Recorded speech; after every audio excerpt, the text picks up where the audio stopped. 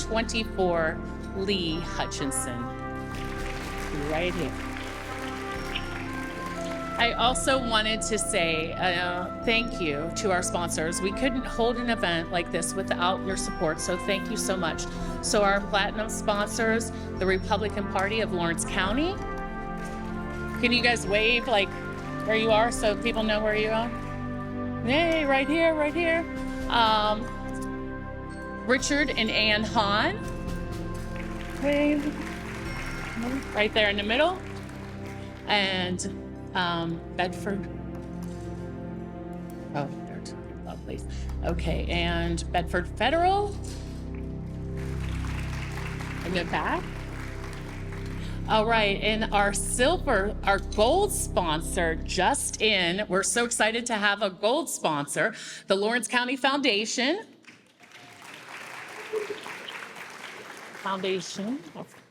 And then our silver sponsors, elect Martha Arnold Turner, Lawrence County Auditor.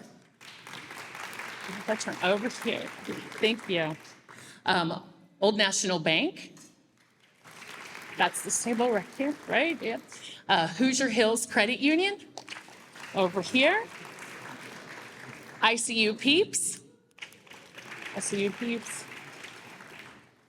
I don't know. I don't see them. I don't see where they are. They're not raising their hand. They're hiding.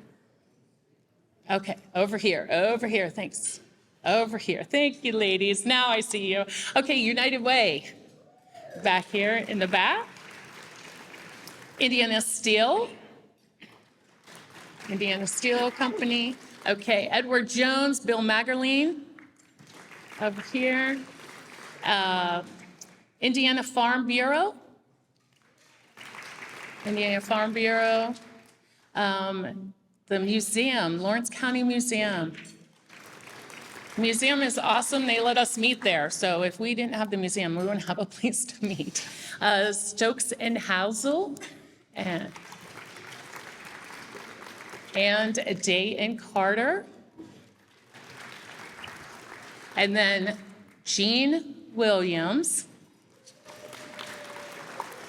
And then the City of Bedford over here in the corner. I also wanted to thank Audio and Visuals by John Bush and Jim Cessna, and our video recording. So speakers, remember you will be on film, by Aaron Harrell. And then Bill Raines as well is going to be taking some pictures. So we'll have some great pictures on Bedford Online. I also wanted to just ask, I didn't capture all the names and I'm not as great as the Bedford Chamber of our elected official, but if you are an elected official, would you please stand? We'd like to recognize you and thank you for your support.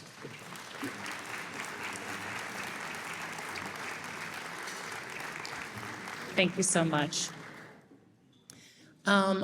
As well, I would also like to thank the Rotarians and have the Rotarians stand. So if you're a Rotarian, would you please stand?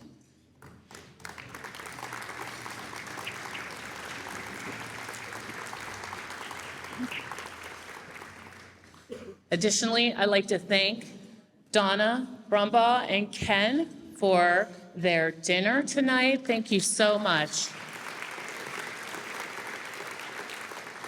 And Donna worked her magic, and she also got some food donated from Golden Corral, so they were also a sponsor. All right, and then our honoree is not sitting at his... He's left. He got dinner and he's left. Okay, so our honoree is sitting right here, and we are very excited to recognize him today. So you're going to hear a lot of wonderful things. I have to tell you that I have known Lee for quite some time, at least 10, 11 years. And I always thought he was an amazing person. But when I started doing some research on him and just found out the numerous awards that you're probably going to hear about tonight and his experience, I was just just amazed. I have a whole new appreciation for him, and I feel like you will learn more about him tonight as well. So at this time, I'd like to call our speakers up to this head table. There's no particular order. We don't have a assigned seat. But if you're a speaker, if you would please come up here to this table, that would be great. So I'm just going to, while they're making their way up here, I'm going to tell you some of the quick awards from Lee from 2006 to 2018. He has received a thank you letter from Queen Elizabeth, Lady in Waiting. He's also received an Indiana General Assembly Concurrent Resolution number 50. He's also been Grand Marshal of the Bedford Limestone Heritage Festival and 4th of July Parade with Governor Mike Pence and Mayor Shauna Gergis. He's been the Indiana 9th District Veterans Commendation recipient and entered into congressional record by Congressman Todd Young. His books, Boys in the B-17 and the B-17 Memories, have been added to the National Museum of the Air Force. And finally, he has received the Indiana Sagamore of the Wabash Award from Governor Holcomb.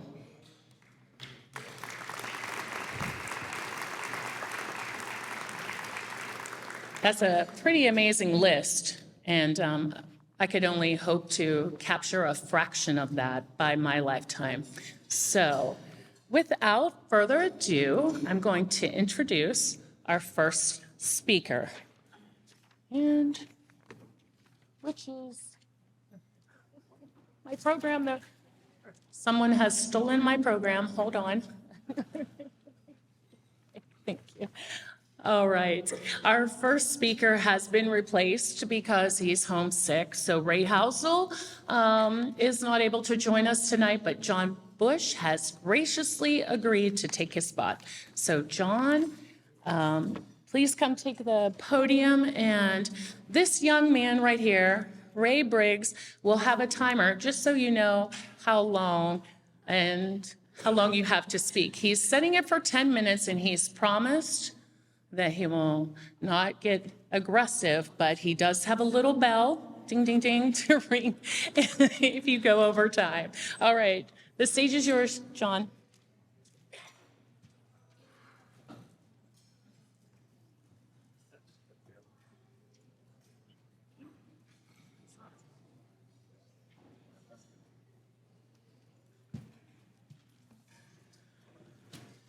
Well, here we are. I'm not supposed to be here, but Ray's sick, so I'm supposed to be talking. Can you hear me okay? Can you? No, Jeff? You can't hear me, Jeff? I can now? I talk into the microphone, right? Yeah, Jeff knows about those things. Well, Ray was supposed to talk about Rotary and the Rotary Foundation, and I know a little bit about it, but first of all, we'll talk about the Rotary Foundation. And for those of you who don't know about Rotary, it's an international program. Well, it says in the brochure, I guess we don't have the brochures. There's 46,000 clubs across the country with 1.2 million members.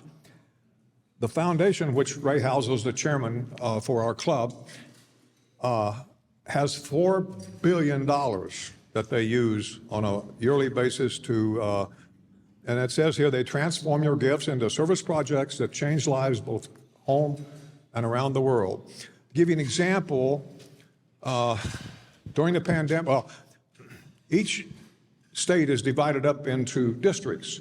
And our district is the southern third of Indiana with 32 clubs. And so each club donates, members donate to the foundation. And so whatever they donate to the foundation, 3 years from now, the foundation gives back half of that money for local projects. So the Bedford Rotary Club applied for a grant to support the food pantry. And so we were able to take our matching money and take the money from the foundation and support a local food pantry. And this happens in all the clubs around the world. So that's what I'm having fun with this microphone, around the world. So that's part of what the Rotary Foundation does.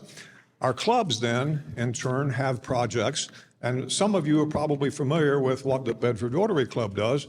And I don't know if these brochures are available, but these are brand new brochures that just put out. And the Bedford Rotary Club has been around for 100 years. In 2019, we celebrated our 100th anniversary. We also do local projects and local fundraisers. This is one of them. And this fundraiser is to support the Community Foundation Scholarship Fund that the Bedford Rotary Club established. It's been 4 or 5 years ago. So the other things that are listed on the brochure is that, have you heard about the Dolly Parton Imagination Library? And we do the Salvation Army Angel Tree, the I Like Me books. How many of you, over the last 30 years, is anybody here that still has their I Like Me book? Okay. You probably didn't get one in kindergarten, right?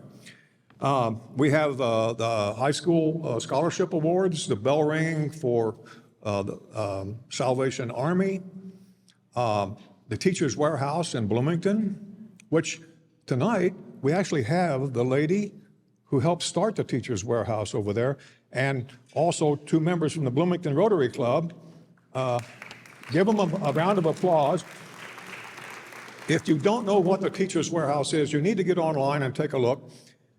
They give away, we as Rotarians, free supplies to teachers. Lawrence County is the second highest recipients of materials, right, at the Teachers Warehouse. So Lawrence County, we're supporting the Teachers Warehouse in Bloomington, and Lawrence County teachers are going to Bloomington getting free supplies for their classroom. We do the clean sweep. We do the annual, this is the scholarship toast that we're doing here. We have the fish fry. A lot of you probably come to our fish fry on the 4th of July weekend. We have the Students of the Month. And for 30 years, before the pandemic, we sponsored an exchange student every year for 30 years in a row. And then the pandemic put an end to the whole international exchange student program. And we have we're back in business on the Rotary Exchange. We have our Rotary Exchange student, which would stand up, that is here tonight. That's Rita from Thailand.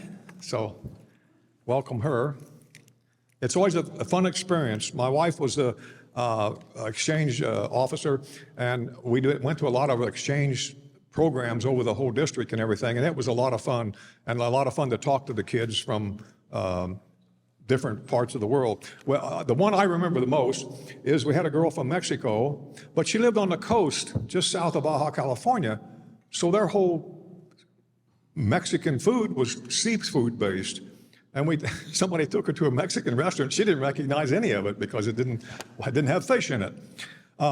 We also have the mom sales. So that's my shortened version of Ray Housel's, whatever Ray was going to say. So I will end it there. And you can look up we have a website, we have a Facebook page. So you can get a hold of any Rotarian. We meet at noon at the museum every Thursday. So that's all I have to say about that, as Forrest Gump would say.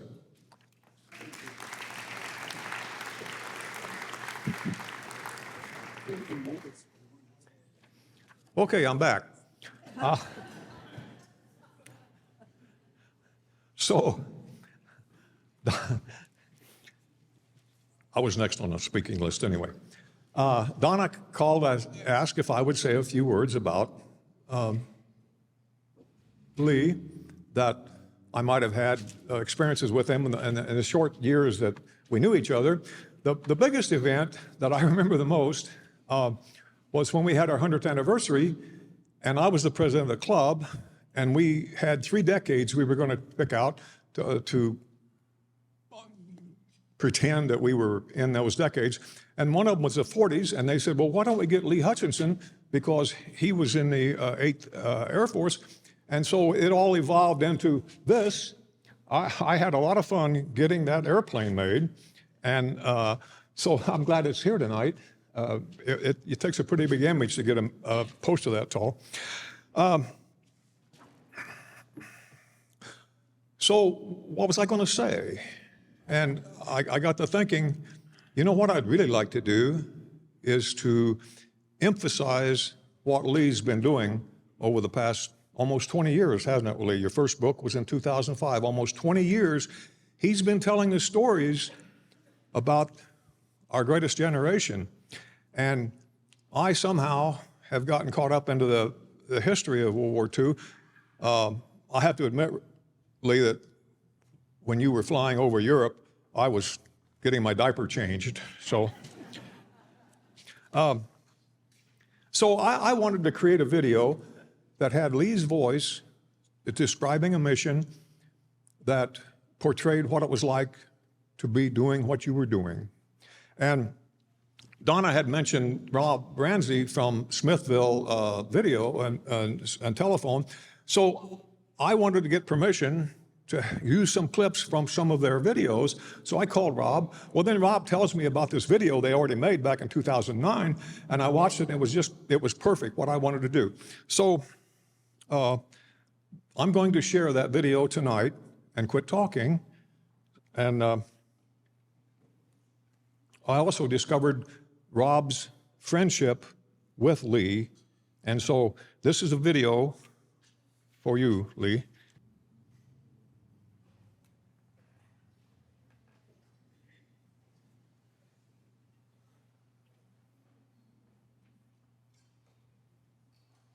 I first met James Lee Hutchinson, or Hutch, at a book signing in Bedford in early 2009.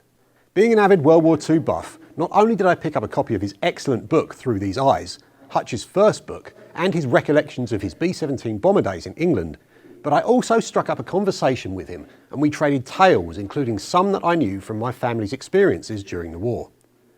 After striking up this friendship, I was lucky enough to be able to create several video documentaries featuring both Hutch and the aircraft he so fondly remembered, the B-17 Flying Fortress.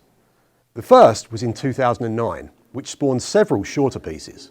Then the longest piece, Tales from the Greatest Generation, in 2017, I was able to take a flight in the B-17 with Hutch, and that in itself was an amazing experience. Hutch is a remarkable man, talented author, smart and quick-witted, and an absolute pleasure to talk with. With me being British and with Hutch's previous time in England, we've gone out for a meal or two. Fish and chips, of course. I'm proud to call him a friend, and I'm very glad to have met and been able to work with such an amazing individual. All the best to you, Hutch.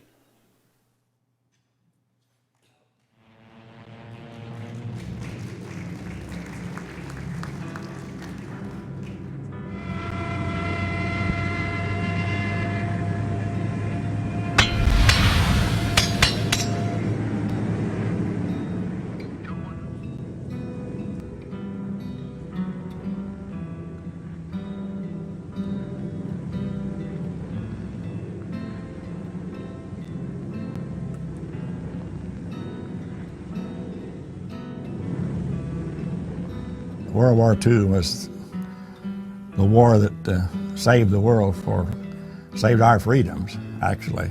And it was a world war.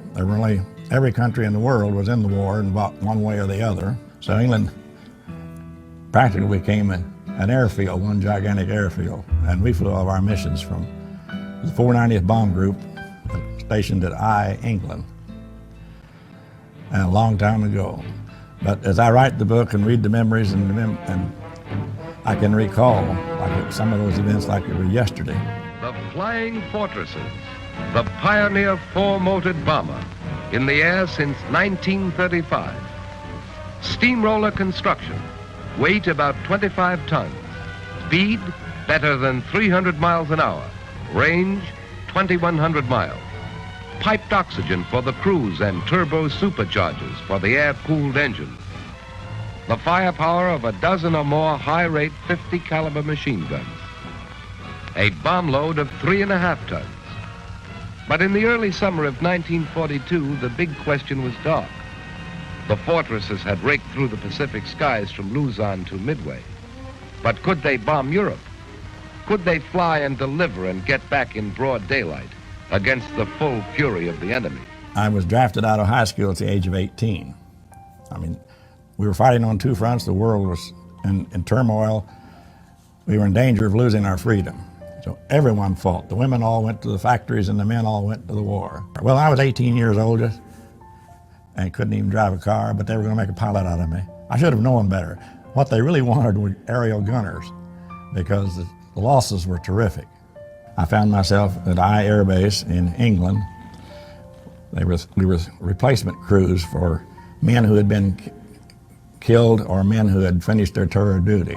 My very first night there, somebody said, "Come outside." The boys that welcomed us, the other crew in our huts, "Come outside a minute." And we looked, here came a V1, buzz bomb, doodle bugs, we buzz across.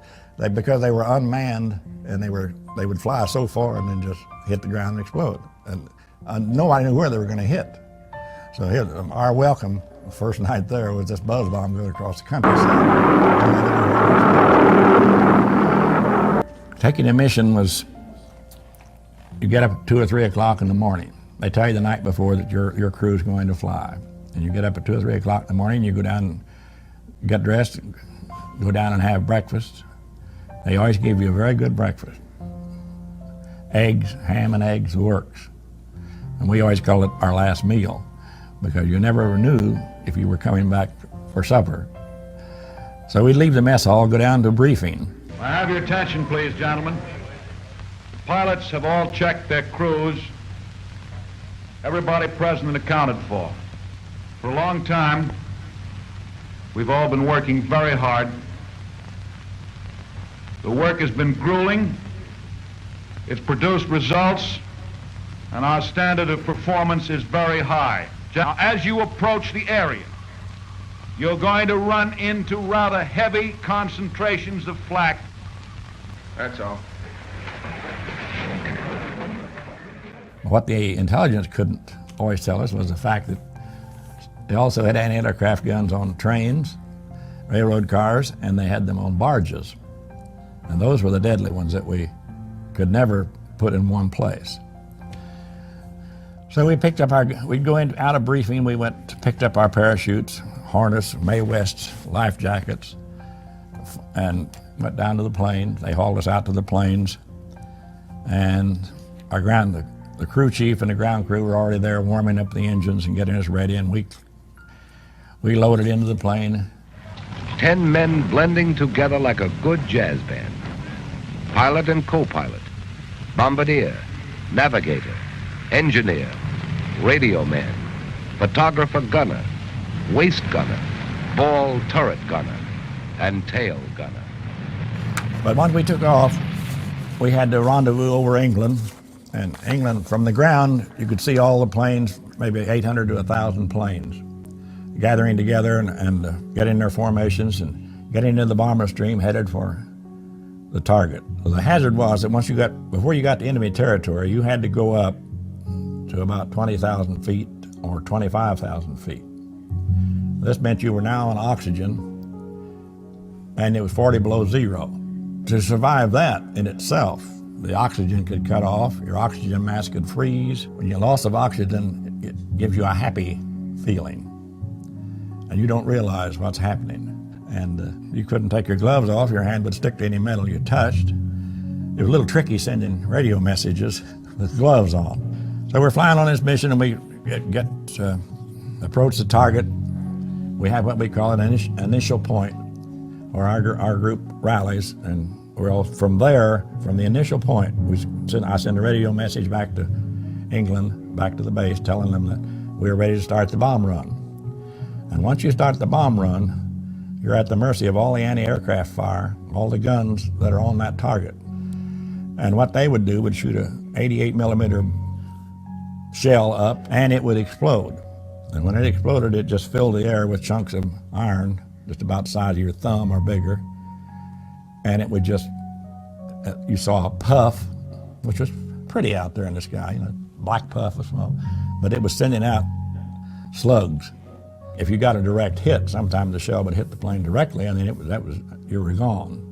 Or they would hit and take out a couple of engines or set it on fire, hit the gas tanks. And so flak was the thing we feared the most. The fighter, you could see him coming, you could shoot back at him, but the flak was invisible. I mean, you didn't know when he would hit. Did a fighter or flak get that ship? Flak, I think. We had one defense against the flak. We could throw out, usually we had a squadron go in front, and they would throw out nothing but aluminum strips. We called it chaff. That radio room was full of them. We'd throw it out in bundles, and it would filter through the air and dummy up their radar, foul up their radar so they couldn't find our altitude. And it had to help, because once we started that bomb run, the lead crew, we were flying point. The pilot turned the plane over, control of the plane over to the bombardier. He had the automatic pilot. He could control the plane, keep it completely level, and over the target we would drop our bombs, and everybody else dropped theirs. Precision bombing depended on the lead squadron at that point, because we were just blasting everything we could. We were trying to end the war, and that was what happened. And not our fighters or the German fighters never bothered to go in that field of flak because it was so deadly. But once you came out of it, once our group came out of it, then we had to prearranged signal. We would circle and form again, and that's when the fighters would hit us. Okay, here they are. 9 o'clock high, enemy fighters. Same thing at 3 o'clock. Seems obvious. They're staying out of range. Going out ahead to turn in for a frontal attack. High. All turrets swing about to help guard the rear. Top turrets hunt the sky above in all directions. There's some more out there. Keep your eyes peeled. Now it comes. The enemy pours in at you from every point on the dial.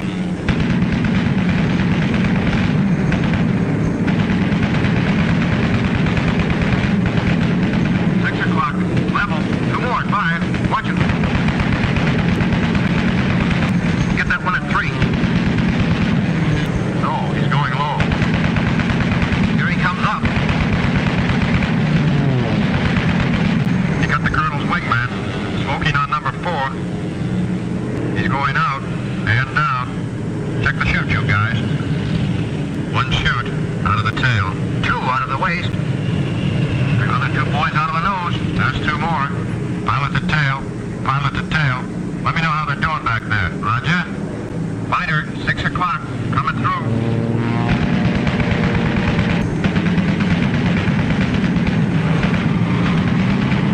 You got one out of the high squadron. Yep. No chance there.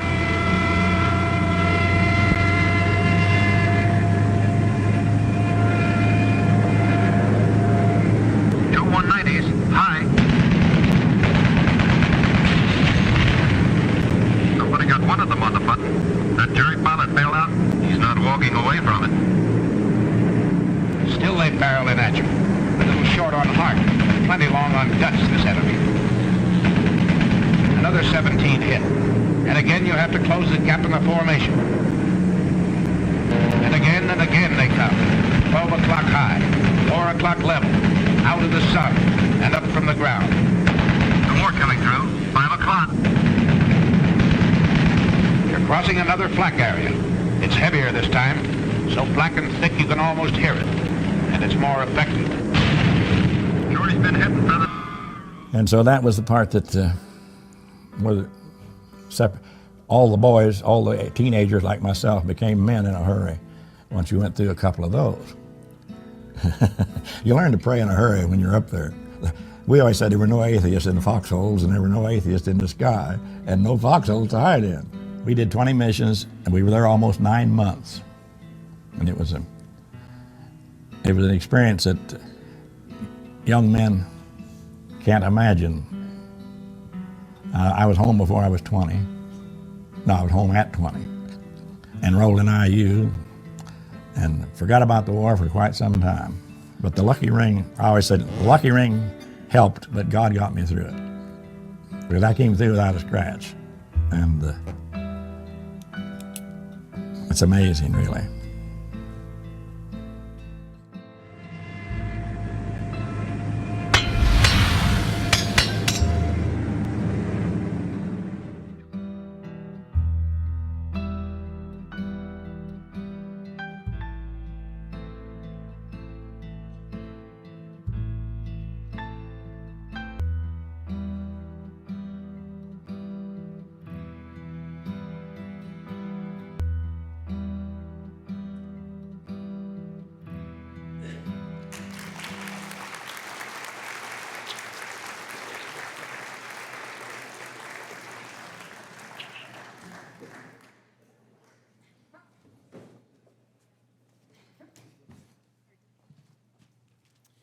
All right, I think John is finally gone from the microphone. So we will continue on with the program, right, John? Did you want to say anything else? Thank you so much for that video. That was wonderful. Thank you.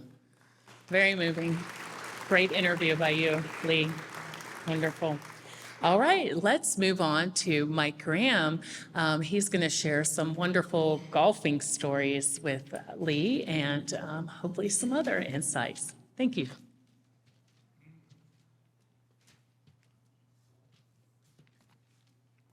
How's that sound? Better? Better? Better, better, better, better, better. There. Right there? Me or the mic? There was a man who went to the doctor's office for a routine checkup. And the doctor poked and prodded. And he said, "I have bad news, sir." He said, "What is it?" He said, "You've got a terrible condition. It's fatal. It's incurable. And you're going to die." "Well, how much time have I got, Doc?" And he said, "That makes it even worse news. You won't have time for breakfast tomorrow morning. You'll be dead before the sun comes up." The man put on his clothes and left, and kind of downcast, and the doctor said, "I hate to be intrusive, but what are you going to do? Are you going to go home to your wife and family and tell them how much you love them? You're going to go to your lawyer, get your affairs in order? Or are you going to go down to the local bar and drink yourself sick?" The man said, "Well, those are all really good ideas, but I understand that the Rotary Club is having a toast at Bedford tonight. And I understand with good authority that that may be the longest night of my life. So that's where I'm going. If that man's in the audience tonight, I'm going to try to disappoint him, I'm afraid." James Lee Hutchinson. When Lee asked me if I would talk about his golfing career, I agreed. I was glad to do it, but I wondered why he would choose me. I mean, I've known Lee for 45 years. And from the looks of this crowd, that just makes me a new neighbor. He's been around for a long time. But Lee said, "I don't want you to talk about me. I want you to talk about the guys we played golf with." He said, "They're all gone now. They were some of my very best friends, and I want people to remember them." I told him, "Well, you know, tonight is the Lee Hutchinson show, but I'll try to do a little bit of both." Lee's golfing career started when he was 12 years old. His dad decided he was old enough to pay some of his own way, so he got a job caddying down at Otis Park, and his first customer was Rural Steel. For that round of golf, Lee made the princely sum of 50 cents, plus a generous tip. And that was back in the day when a grown man would be lucky to earn $1 a day if he could find a day's work. But other than the money, the best part of being a caddy was you got to play free golf. Play golf, you had to have a set of golf clubs, and Lee knew exactly where to find them. He had sold enough junk and scrap iron at the Rainey's junkyard, and he knew old man Rainey had a set of clubs in a cloth bag hanging on the wall of his office.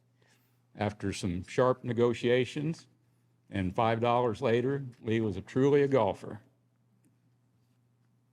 Except for a short break from what Lee calls his all-expense-paid European vacation, courtesy of his rich Uncle Sam, Lee has always had a tee time at Otis Park. He came home from the service, got an education, got a job, got a wife, and went to work. As a teacher, after a long day in the classroom, Lee was ready to play golf. June would load up Susie and Sherry and head for her mother's. Lee would load up his golf clubs and head for Otis Park. He played in the men's league, the Friday night tournaments, and a foursome on Saturday for 75 years. And that's where I come into the picture. Lee knew I played golf. When I retired 20 years ago, he said, "Come out and join with us." Yes, indeed. He said, "You'll enjoy all the guys, have a good time, We're all terrible golfers. We just play for fun. You'll fit right in. Well, he's partially right. They were all good guys, and I did fit right in because I played golf poorly, and so did most of them. But Lee had a good golf game, even back then at 75. He had that smooth Ernie Els backswing, a nice follow through, before Ernie Els was born, probably. Lee is an excellent golfer. I joined the group, and it was just like playing golf with your favorite uncle, if you had 7 favorite uncles. Like all the men in the group, like Lee, they were all veterans. They'd all come home from the war. They'd been called to duty, and they served with dignity and honor. They got jobs. They raised a family. Like Lee, they were all Christian men. They lived their faith in their daily activities, the way they lived their lives. But finally, like Lee, they really shared an appreciation of golf. They took every opportunity and every advantage to get together with their friends and get in a round at Otis Park. Originally, we had 2 tee times on every Monday, Wednesday, and Friday. Anywhere from 6 to 7 to 8 to 9 golfers would show up. We'd choose up signs, and off we'd go trying to get the best of Otis Park and usually failing, but we did have a good time. The oldest member of the group was Cliff Barnes. Cliff was an expert chess and checker player, and he split his time between the golf course and the checkerboard.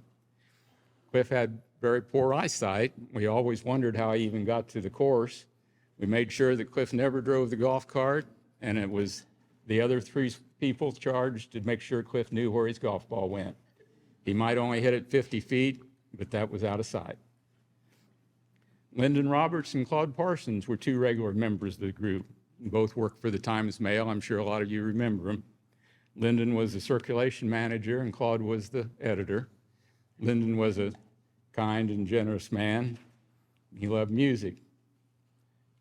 Claude was a kind and generous man, and he loved playing poker at the Elks Club at their weekly card game. We often accused Claude of trying to make the paper just a little bit bigger by encouraging Lee to write letters to the editor.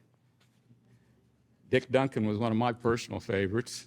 Dick was a Purdue graduate, and of course he got a lot of kidding from all the IU folks in the crowd, which basically was everybody except me.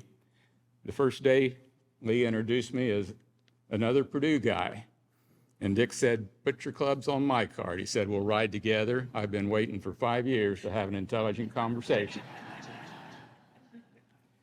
John Green and Bud Conklin were 2 Presbyterians. And by the way, Dick, thanks for providing, if anything happens to these 3 tables, Presbyterians in Lawrence County will be extinct. But Bud and John went to church with Lee and I. They were the last 2 golfers that really joined the group. John was a decorated Marine who served in Vietnam. He retired as a Navy captain after 37 years. John and his wife are buried at Arlington. And someone once made the comment, "How do you 4 Presbyterians always end up in the same group?" John said, "That's because we're not afraid to drink in front of each other." Bud Conklin lived at the Point, and so did John. We played golf there occasionally. Bud lived on the 2nd fairway, and the first time we played there, he teed off and made a beeline for the edge of the fairway to his condominium. His wife, Emma, was standing there with a cup of coffee and a donut. Not 4 cups of coffee, and not 4 donuts, just coffee and a donut for Bud. He spent the next 20 minutes bragging about what a good wife he had and how none of our wives ever fed us breakfast at the golf course. When Bud passed, he requested that his ashes be scattered, or at least part of his ashes. Part went to St. Andrews, and part were scattered off the 17th tee box at Otis Park over the bluff. Friends and family all gathered together, and the count of 3 threw Bud's ashes in the air. On the exact count of 3, a gust of wind blew up, and we all went home with a little bit of Bud in our face. That was exactly the kind of joke that he would appreciate. Corky Kern was the last member of our group. Corky's not here tonight. I hope he's doing all right.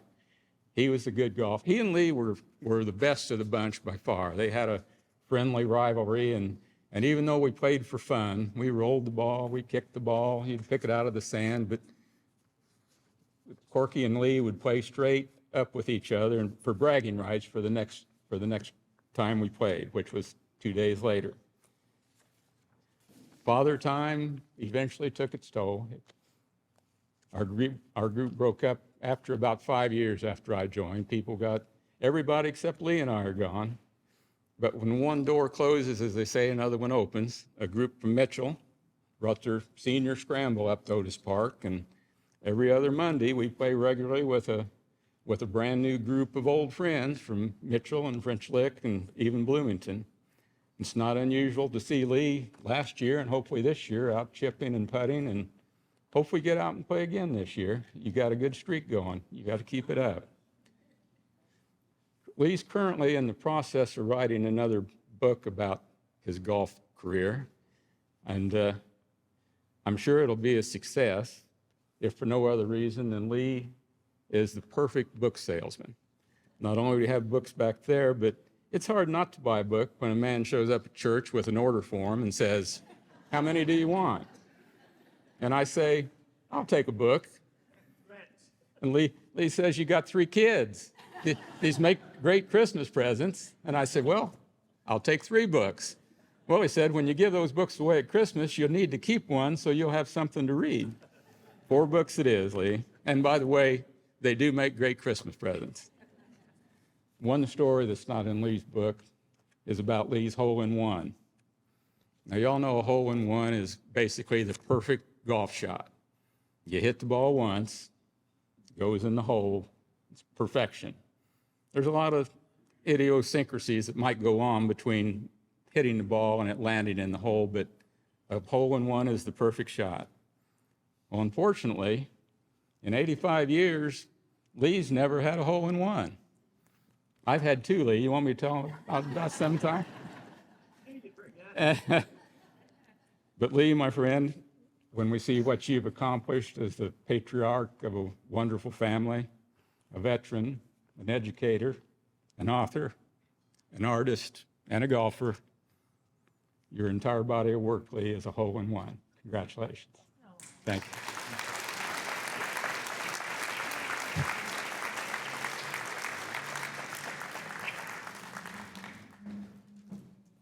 John, you come back for your slide. Thank you so much. Beautiful. Thank you so much. Thank you.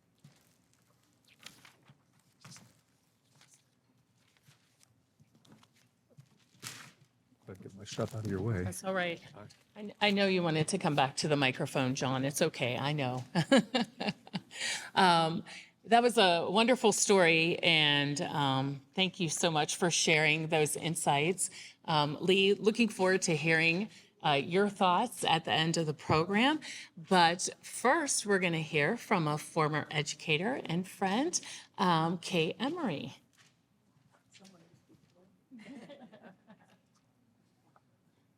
Sorry, I'm not quite prepared.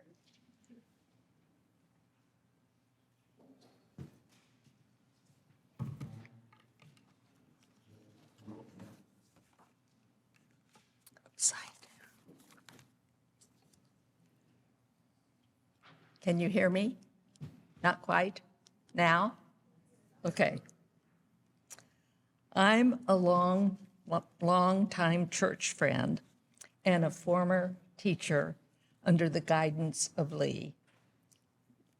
And I'm honored tonight to speak about his educational career. I recently heard Lee remark, "I spent 37 years as an educator and only 2 years in the service, but my 4 years is what everyone wants to hear about." So tonight you're going to hear about his educational career from me. First, I want to start with Lee's education. He had just finished the first semester of his senior year at Bedford High School in May of '43. And he had only the next fall semester to graduate. That diploma was very important to Lee, as well as his whole family. On June 12th, Lee turned 18, and the next day he received his draft notice. To show you what that diploma meant to Lee, he went to the draft board and asked to please be deferred until he graduated. He was told, "No, son, we need you over there now." And Lee replied, "Well, then why aren't you guys over there?" Lee left Bedford by bus on August 4th that summer and headed to Amarillo, Texas for his basic training. He returned permanently in October of 1945. Lee left as a teenage boy and returned as a man of the greatest generation. When I think about those men, I am silly, so sorry.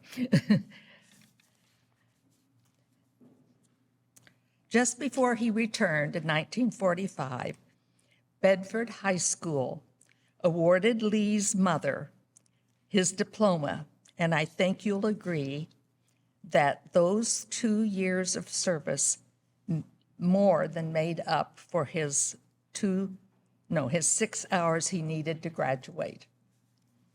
So he did get his high school diploma. Along came the GI Bill that fall of 45, and taking immediate action, he enrolled at Indiana University in January of 46.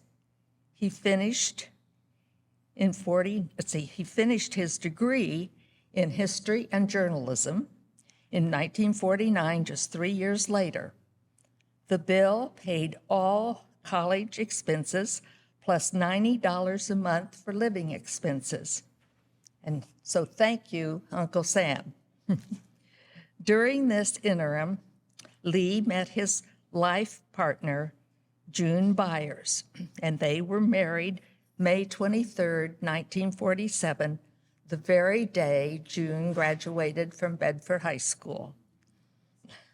Their check from the GI Bill increased by $15. After his degree and some various jobs around town, Lee landed a perfect job teaching 6th grade at his beloved old Lincoln School. That was 1950. In 56, he returned to IU and received his, returned to IU and earned an MS, a Master's of Science degree in elementary education. He became principal at Lincoln, remaining there 15 years. During this can't read my own writing, I'm sorry. During those early years of the 50s, he and June increased their family with 2 daughters, Sherry and Susan.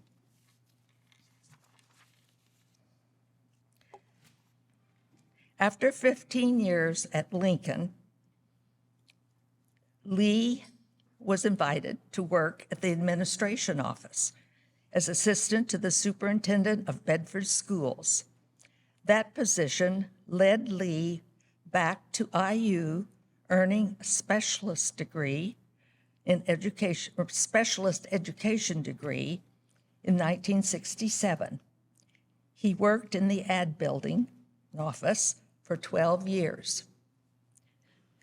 Now, can you imagine Lee, as he described himself, a poor boy growing up in Dutchtown during the Great Depression, ever thinking that he would have 3 college degrees as well as his high school diploma? After the 12 years in the ad building, ad office, I should say, Lee served as principal at the old Stalker grade school. He led the staff there for 10 years. This is where my personal experience enters the story. I taught for Mr. Hutchinson the last 2 years of his career. The children liked and respected their principal. He had a dedicated staff of teachers and aides. I never heard a complaint or a criticism among the staff. Mr. Hutchinson was a joy to teach with and under. My students and I often made some unusual requests to Mr. Hutchinson, and he always approved of them. Thank you, Lee. He wanted the children to learn at school, to enjoy school, and to have fun at school. And that makes for a great educator in my book. Yes, Lee was a devoted elementary educator, retiring in 1987, along with his wife, June, who taught kindergarten there at Stalker. They retired to their dream home at Little Ponderosa Farm, south of Bedford. You can learn more about that life by reading Hutch's Rainbow Bridge. Thank you.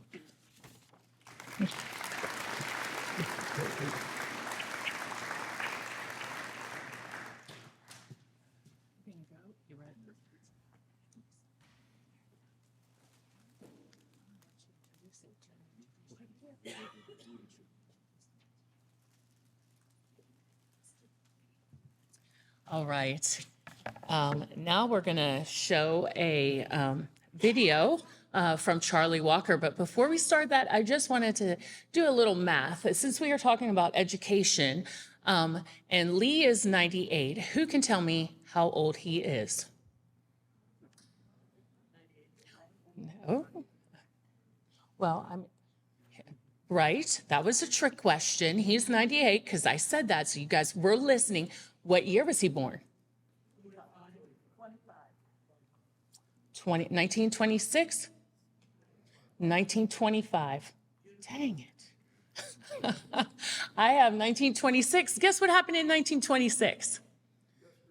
The SAT was first initiated. 1 year old, Lee, look at that. What a tribute to education, right? The SAT was first initiated. But now let's get to this video. It looks like we're ready to go. Thank you, John, for your technical guru. We appreciate it. And good evening. Mr. Hutchinson. I might have slipped up now and then and addressed him as Lee. He'll always be in my mind that big, impressive fellow I have known for 70 years. Now, I was maybe 4 years of age when I became aware of this big man. He and his young family living across the street from my house. That was down on South 8th Street in Dutchtown. I remember big smiles beneath the dark rimmed glasses on that big man's face, friendly, and I think even from my first seeing him, somehow familiar. I also became aware of a girl in his house, a daughter about my same age. Now, she and I would sit on the street curb right in front of our houses and talk, half yelling at each other across 8th Street. Once in a while, I'd get permission to go over and play. We'd climb a big old maple tree in the tree plat. I'm pretty sure he and wife June kept a close eye out. Gotta watch those Dutchtown boys. Leatherwood Creek was half a mile across the field behind his house. A little farther if you walk to it down South I Street Hill. That's the same Leatherwood Creek you've all read about. Now, my memories with my brother and our parents in and around that creek are from 20 years after the events in Mr. Hutchinson's short stories, but his recollections sure sound familiar to me. Boys will be boys. My view of Mr. Hutchinson changed only slightly when I started my schooling at the old Lincoln Elementary on 8th Street. I discovered him there as a teacher, and within a couple of years, principal. Of course, I thought that big man from across the street had to have a big job, and at the time, I don't remember knowing of his remarkable past. or so, thinking that from a school principal's job, that was just the next super thing to do. But of course it was. Mr. Hutchinson was the way I had been encouraged by my folks to address him. But then at Lincoln School, I knew on my own I had to refer to him as Mr. Hutchinson. And I'm thinking that he ran a tight, disciplined organization at Lincoln. I certainly got a rewarding start there in my education and life. Now, I don't remember seeing him smile as much there as around his house farther south on H Street, but still, he was a strong and familiar face. Now, that was at the beginning of the space age. I and 3 other boys in the neighborhood decided to create our own rocket program. While we were at Lincoln, then in junior high school, and then high school, we built and launched model rockets on weekends and holidays. The neighbors, certainly Mr. Hutchinson included, had thoughts on our successes and non-successes. Remember, Mr. Hutchinson, they were model rockets, not bottle rockets. More years went by. The Hutchinsons moved to a bigger house, and he got a bigger job. I went off to university, to jobs around Indiana, and beyond. Through those years, family, friends, and the community, of course, drew me back to Bedford. I'd run into Mr. Hutchinson time and again when I was in town. He was always positive, curious, and encouraging with that big smile and firm handshake. And with each encounter, to my mind, there was that deeper, nagging sense of familiarity. Then one day, several years ago, I received an interesting phone call from the mayor's office. It was Marla Jones calling. She told me of this idea Mr. Hutchinson had for a historical marker at the site of the old, original Lincoln Elementary School building, there in the heart of Dutchtown. But the idea was just that, an idea, until there was funding for it. Well, heck yeah, I was up for that. Let's help. That was fun, for me anyway. You folks did all the organizing. I just showed up. There was a fundraising dinner and a friendly grilling by Mr. Hutchinson in front of dozens of family, friends, old and new, at the new Lincoln School. That was one year. And the next year, the public dedication of the Dutchtown marker at 9th and 8th Streets. The big man can not only write, he can make big things happen. And always, in my eyes, with a strong handshake and that big smile, then and today, friendly, familiar. Thank you, Bedford Rotary, and particularly Donna Brumbaugh, for reaching out to me.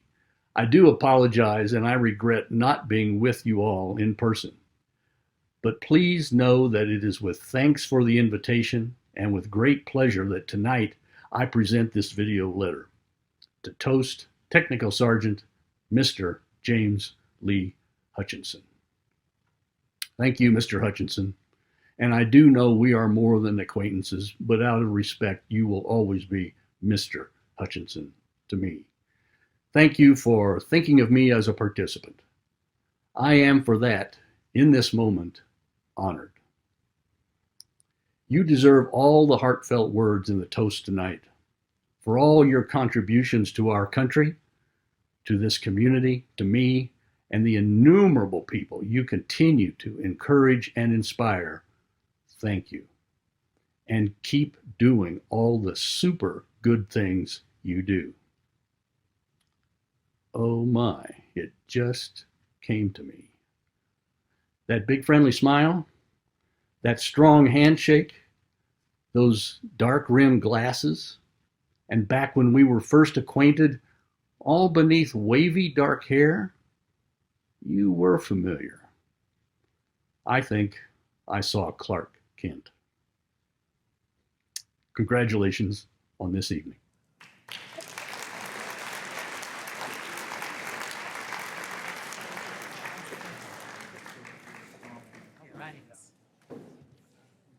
Wow, that was awesome. What an amazing tribute. That was a very powerful video, even though we lost sound. So thanks for sticking with us, because I would like for somebody to be able to say those wonderful things about me someday too. So now I'm going to call up Rotarian Dick Hahn, and he's going to read a letter from Brent Steele. Unfortunately, former Senator Steele could not be here tonight, so come on down, Dick. Thank you.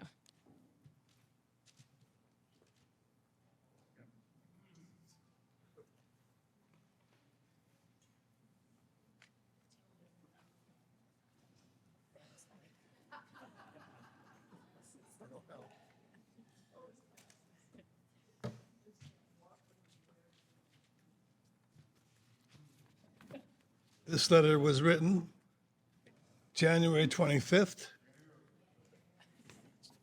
This letter was written January 25th this year to Donna Brembaugh. It is my privilege and honor to be asked to write a letter honoring James Lee Hutchinson. I am saddened that I cannot be there because I will be out of the country. When asked to write my thoughts about Mr. Hutchinson, I was admittedly overwhelmed because I did not trust myself with the mastery of the English language to be able to convey my feelings. Adjectives come to mind, big words like respect, honor, bravery, courage, dedication, devotion, selfishness, commitment, trustworthy, and loyal would be just a few. But even this list would not do justice to the man. Being a boomer born in 1947, I grew up listening to the stories from my family members who had served in World War II. They were heroes and bigger than life, but they all had the same qualities, and that is the quality that I am having trouble putting words to. Lee always had a humble demeanor, and I know he really thought of himself as just one of the boys doing his job. When Tom Brokaw wrote his book, The Greatest Generation, he more adequately put in words what the greatest generation was all about. When you read Lee's book, like Through His Eyes, B-17 Memories, are his exploits as a boy playing in Leatherwood Creek, are his exploits growing up in Dutchtown, you gain an understanding of just how tough and resilient these men and women were. I would like to think that the subsequent generations, whether you call them boomers, Generation X, Generation Y, called millennials, and Generation Z, could rise to the task of living through the Great Depression and fighting a war in Europe. In the Pacific at the exact same time, I know in my gut that would not be the case. I had the honor of carrying the joint resolution in the Senate honoring James Lee Hutchinson, sponsoring him for a Sagamore of the Wabash. And he was one of the few that was given limited time to put the Senate in recess and address the Senate. The reason that he was given this privilege was that the leadership understood just how much of a treasure he had standing before us. It is my considered privilege to call Lee my friend, and he is most deserving of any and all honor as can be bestowed upon him. Respectfully, Brent Steele.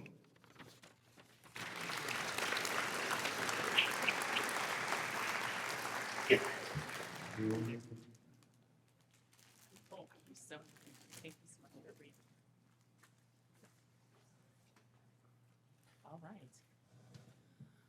Well, his talents never end. So now we're going to hear about his artistic side from Pat Hutton.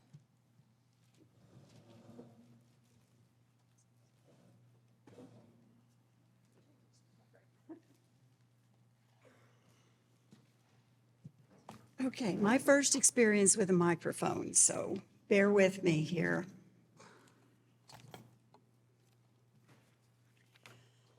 It's an honor to be asked to share a few stories about the storyteller being recognized this evening. I met Lee 7 years ago at a drawing class taught by Barry Powell. I asked others, who was this gentleman carrying a sketch pad, a number 2 pencil, and wearing the famous hat? Everyone knows Lee never leaves home without the hat. The illustrator author of stories fast became center of our group. As he progressed from caricatures for his books to more realistic drawings, his technique began to show his individual, unique talent. When Barry's class ended, Lee's group was invited to join the Lawrence County Art Association. The rest of us happily joined Lee. And now we meet on Thursday mornings at the Wiley Art Gallery to fine-tune our art. And Lee keeps progressing with his graphite drawings, his color pencil art, and even his acrylic paintings. Lee, we can sincerely say that you inspire all of us. One Thursday, Lee walks in and he asked if he had a check. He had sold one of his outstanding graphite barn pictures at Spring Mill Inn. We were so excited for him. 2 weeks later, Lee walked in, "Do I have a check?" He'd sold another picture at Spring Mill Inn. Wow, we thought, way to go, Lee. The third time Lee asked if he had a check for another drawing he had sold.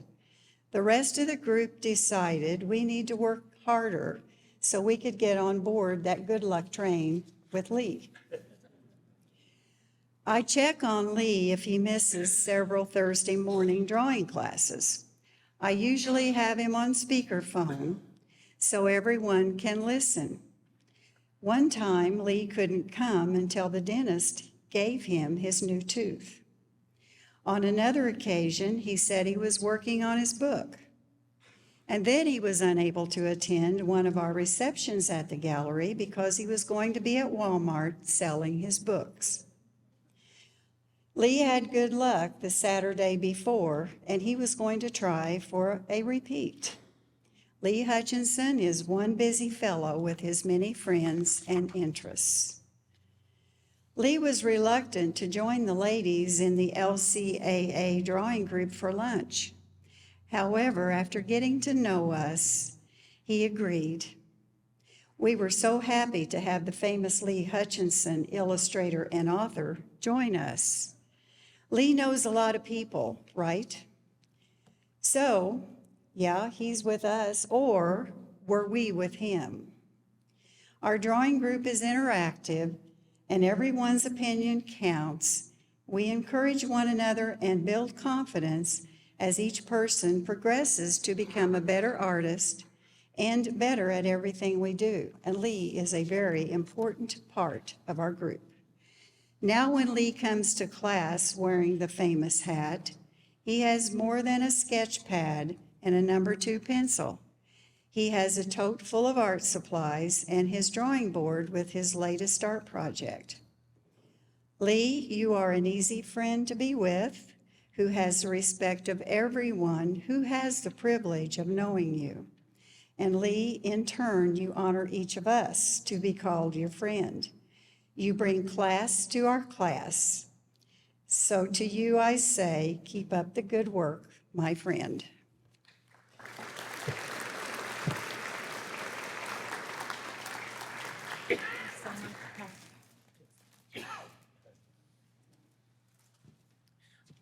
I just wanted to share that our Bedford Rotary Club is writing a 4th grade book about the history of Lawrence County, and Lee drafted our characters for it. So The first character is Maisie the mastodon, because there was a mastodon jaw found in Williams. And our second character is Lauren the bison, Lawren.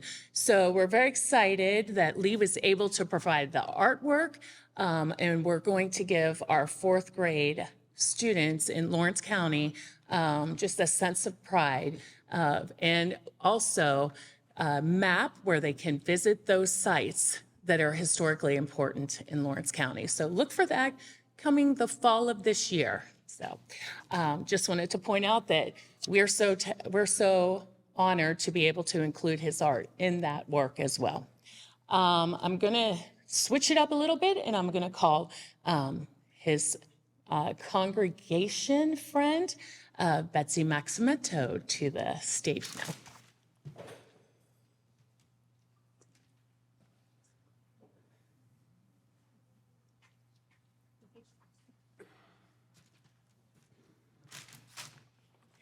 Good evening. I have the pleasure to be able to share Lee's involvement with First Presbyterian Church. Lee's mother had a deep faith. She would share this faith with Lee and his siblings. As a child, Lee attended Sunday school, Bible school in the summer, and went to tent revivals as free meals were often served, and as food was scarce, food was an incentive to attend. Lee said that if you attended church 12 times, they would give you a copy of the New Testament.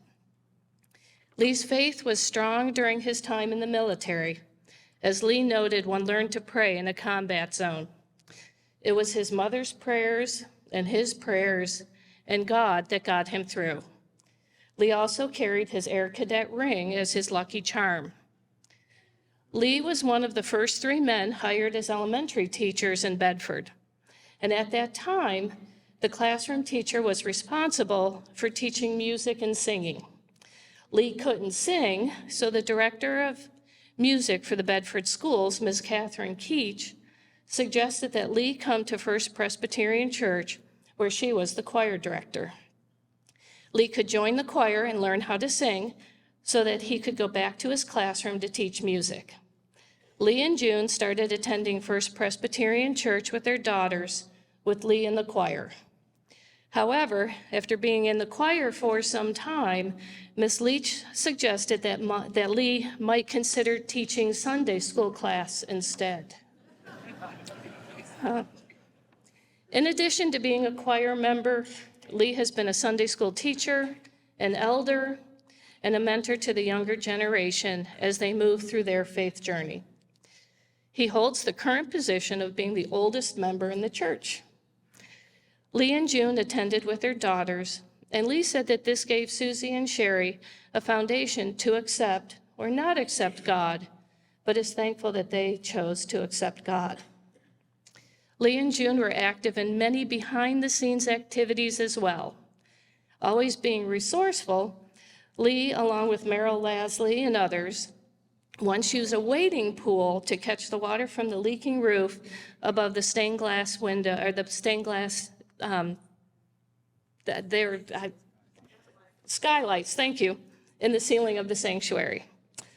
Well, I don't remember the exact day that you and I met. I am so thankful that you were there for me when I joined, and you were also there for me when my parents joined. Sorry, but it was really the friendship that he shares with so many people was so strong for us, for me, for my parents when they joined. And I just want to thank you for that, because those friendships, as you say, past and present, are connections for all of us. And it just is so important for all of us to have those connections as we go through life. So Lee, thank you for all you have done for the church, for our community, and thank you for your service above self.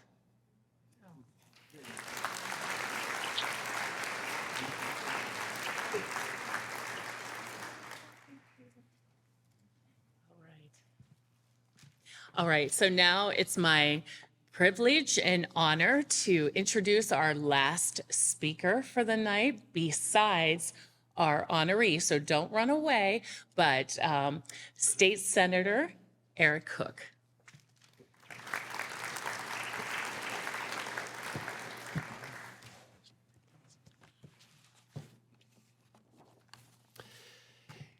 Good evening. Earlier this evening, when Karen was introducing the program, she recited the long list of awards and accolades that Lee has received.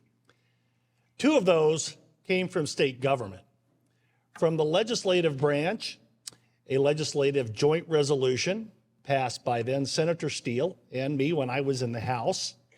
The second from the executive branch, a Sagamore of the Wabash from Governor Holcomb. Actually, there are 3. And as best as I can determine, there is no person who's received all 3. The Circle of Corydon was created by Governor Holcomb to honor Hoosiers together with the recipient state legislator. The Circle is the only award issued and signed jointly by members of both the executive and the legislative branches. The award's name pays tribute to the town of Corydon, which played a pivotal role in Indiana's history as the first state capital where our state's founders drafted Indiana's first constitution. The Circle is meant for those who, like our state's founders, have made remarkable contributions that have bettered Indiana and who have demonstrated the qualities exemplified by our state's greatest citizens. Lee, would you join me at the podium?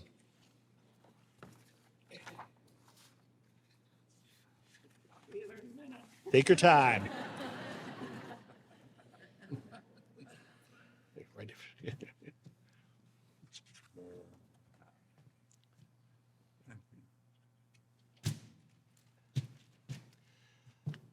To all whom these presents may come, greetings. Whereas the early leaders of our state gathered in Corydon in 1816 to adopt the first Indiana Constitution and to create the state of Indiana. Whereas Corydon was Indiana's first capital and center of leadership in the early and formative years of our state. Whereas, like the founders of our great state, many others have made remarkable contributions to the betterment of Indiana and its people, and therefore are deserving of a consideration for membership in the Indiana General Assembly's Circle of Corydon. And whereas Senator Eric Cook has made known the illustrious benefactions of one, James Lee Hutchinson, who has demonstrated in life and in service to the people of the state of Indiana the qualities exemplified by our state's greatest citizens. Henceforth, being deemed worthy of such recognition, the individual named above is hereby declared a distinguished member of the Circle of Corydon. In testimony whereof the undersigned set their hands and caused to be affixed the great seal of the state of Indiana, done at the city of Indianapolis on this 24th day of February in the year 2024. Eric J. Holcomb, Governor. Eric Cook, nominating member from the Indiana General Assembly. Lee, I hereby induct you in the Circle of Corydon. Thank you very much. Have a surprise. Going to have a surprise. I'll put this down here. You can get it later. Okay. All right. All right. All right. That's great. You want to get a pose here? Want to pose for us? Here, welcome. You want to hold that up? Oh, you got a picture of that. Here we go. How you like that? Perfect. All right. There we go. They need. There we go. All right. Zephyr. It'll be down here safely. Zephyr got you. There, yeah, Ike did. Yep. Okay.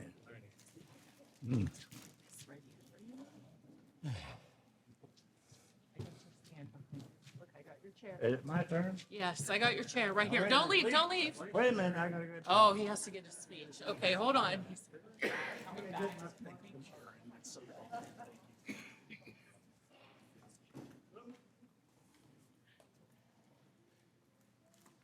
may take a minute if I need to stretch.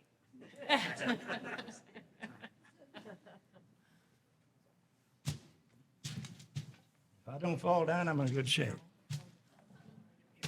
Yeah. That's all right. I'm going to do something with it. I want to thank everybody who came tonight. I want to thank especially the testifiers. We used to go to the old country church, and we always had the testifiers stand up. Can you hear me now? There we go. Okay, the testifiers are here. I thank them. I thank all of you for coming.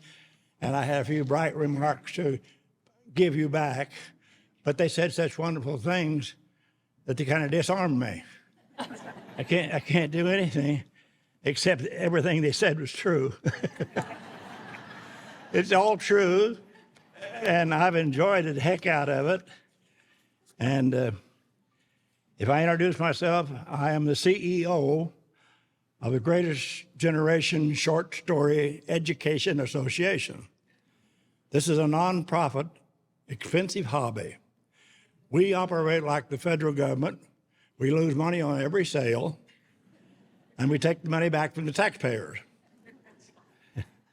None of my books are books. They're all collections of short stories. As a school teacher, I know that boys especially, and men, don't like to read books, but they like to read short stories. And so my strategy was to, everything's short story. You can get 30 or 40 short stories, and the war stories are always by, my stories are in every book, but the war stories are by men who actually did the combat.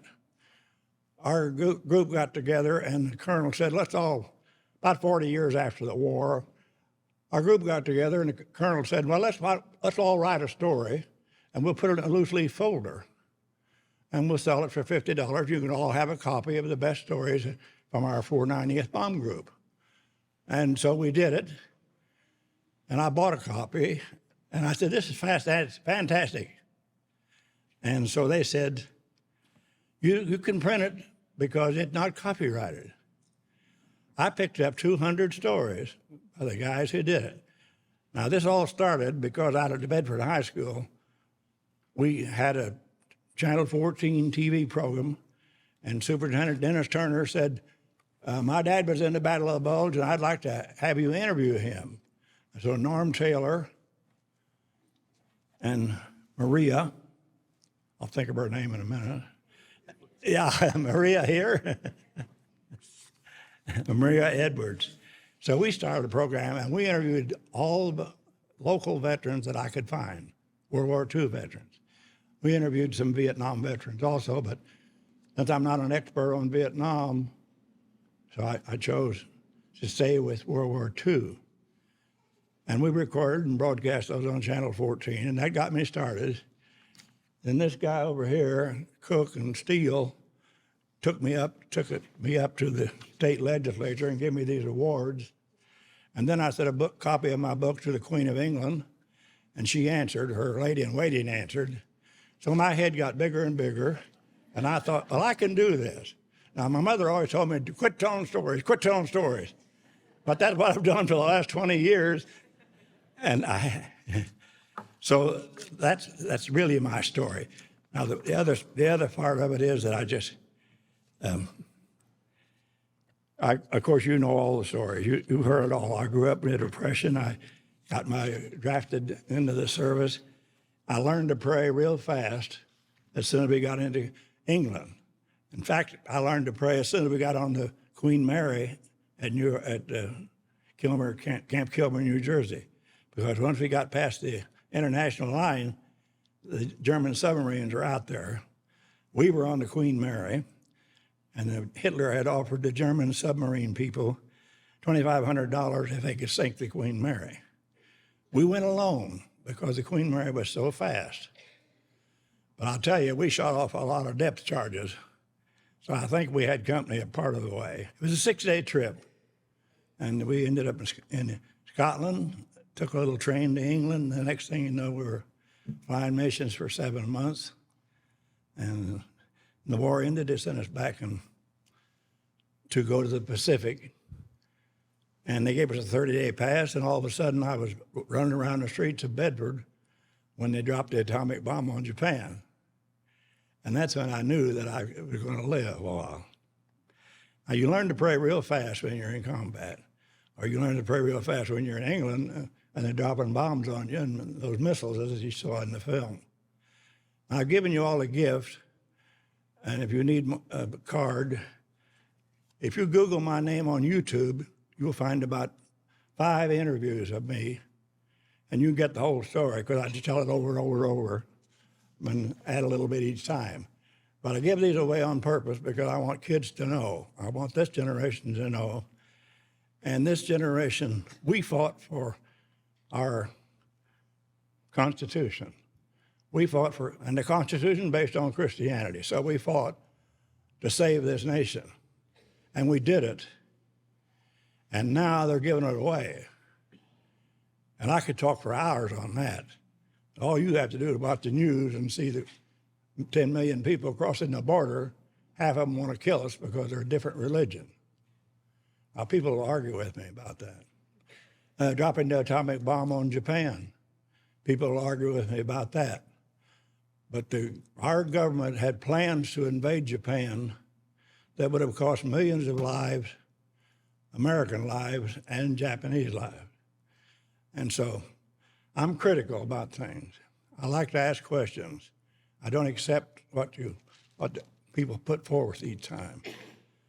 And so but my stories are not tinted. My stories are, I leave my opinions out of the stories. I just tell you what other guys did. And we created this old town character with the leather jacket and the cap. And he looks, I'm not gonna put that jacket on. Oh, you don't want to put it on? He looks like this.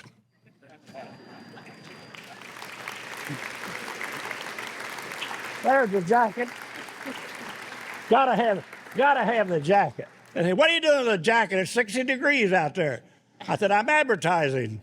But that's what I want to do. My goal has been to tell you patriotism and to tell kids patriotism and to sell this country back to the citizens who are fighting each other with racism and lies and politics and all that. And so, I've had some setbacks. I have never been recognized. I have 3 degrees from IU, and I've never been recognized by IU. I've talked to the curator at the museum 3 times.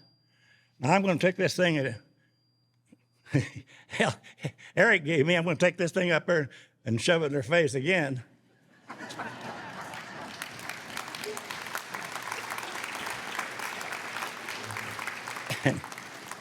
But I've been ignored by the best. I've been ignored by Indiana University, my alma mater. I've interviewed at Ivy Tech, and they said, we'll let you know if we need you. And I've been ignored by the Air Force Museum, even though Steele sent 2 books over there, and they thanked him greatly for donating those books to the library. But they don't sell them in the concession stand. And this is not about money. I lose money on every book I sell. Each book costs $800 to print. They hand it back to me for $10. I go out and sit at Walmart or someplace and try to sell it for $20. So if you figure up the money that I invested in 8 books, we run around $6,400. And so if I get 20 back, that 10 of it is not profit. It's just, here's a little bit of your money back, here's a little bit of your money back. But I'm educating people, and that's what I do, and that's what I've done, and that's why you got me up here, and that's why I appreciate it so much that I've had the opportunity to teach, work with children, and work with the parents. Many of the parents needed teaching as bad as the children.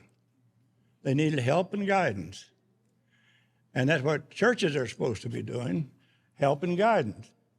But I've been to churches, several different churches lately, and I never hear a prayer for our country or for our soldiers or for our veterans.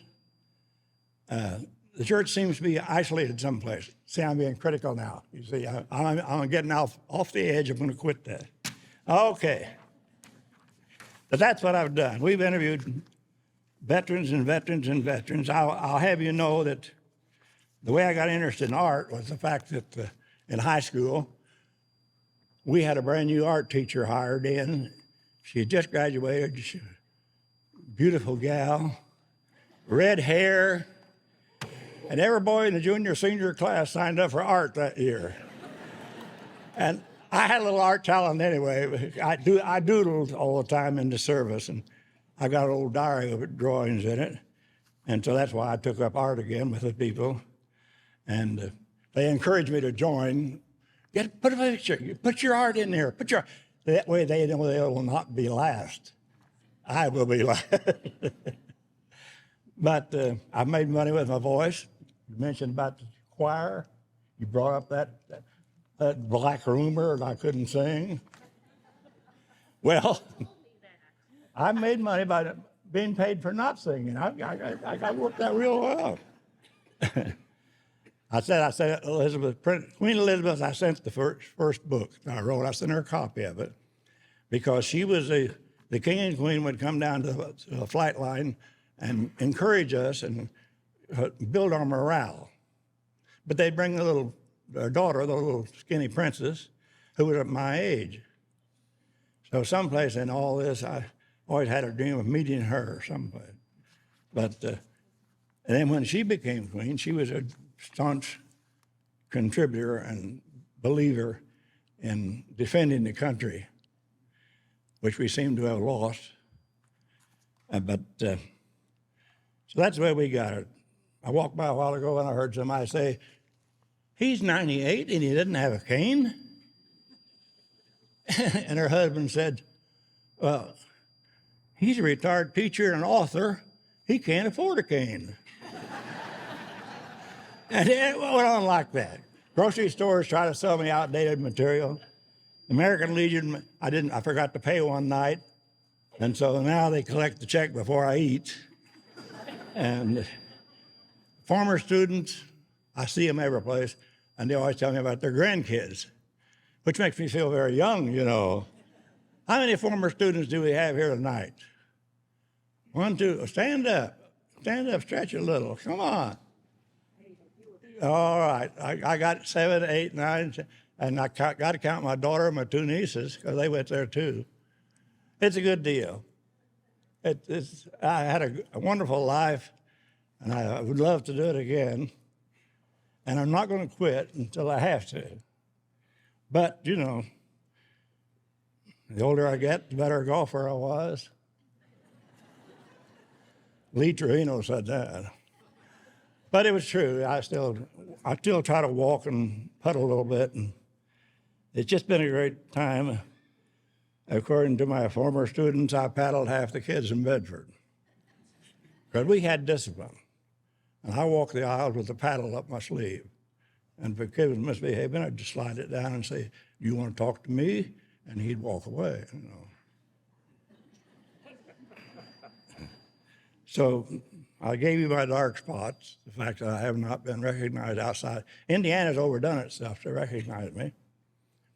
I did on Leatherwood Creek about growing up in the Depression.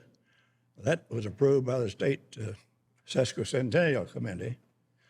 And the others, you won't find a lie in there, and you won't find any novels. I don't write novels. I just want to tell you, and not you particularly, but the world, that we've lost something, and we just should remember it. They don't teach it in high school anymore. I talked to a boy the other day, and he had never seen a map, I don't think. He wondered where England was, and where this was, and where Germany was, and where Japan was. And you know, and they give them 6 weeks to teach about World War II, and they teach about it only in the 6th and 8th and 11th or something. And so if they let me, I would rewrite school curriculum too. But thank you very much for listening to that old man. And I just pray and hope that I get older. Thank you very much for coming tonight.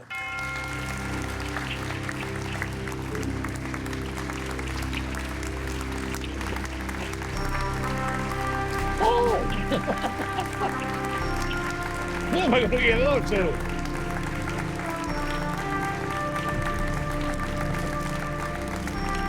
I will take a few pictures after this, and the books are all for sale for $20. As CEO, I had to say that. But thank you very much.